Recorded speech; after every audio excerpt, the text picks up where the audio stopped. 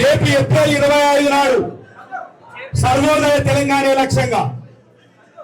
సామాజిక తెలంగాణ లక్ష్యంగా, వారి సంక్షేమం కోసం ఏ ఆశయ సాధన అయితే నెరవేరలేదో, ఏ అమరవీరుల త్యాగాలైతే తెలంగాణ రాష్ట్రం ఏర్పడిన తర్వాత ఏ ఉద్యమకారులు అయితే తెలంగాణ రాష్ట్రం కోసం కొట్లాడినారో అట్లాంటి తెలంగాణ వాళ్ళు కలగన తెలంగాణ సాధించలేదని చెప్పేసి ఏదైతే టిఆర్ఎస్ పార్టీ ఉద్యమ పార్టీగా ఉంటూ అధికారంలోకి వచ్చిన తర్వాత, భారత రాష్ట్ర సమితిగా మారిన తర్వాత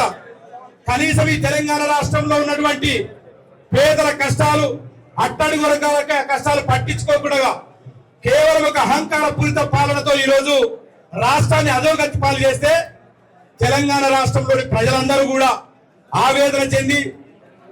ఉద్యమకారులు ఆవేదన చెంది, మేధావులు ఆవేదన చెంది దీనికోసమైనా మేము తెలంగాణ రాష్ట్రాన్ని సాధించినామని చెప్పేసి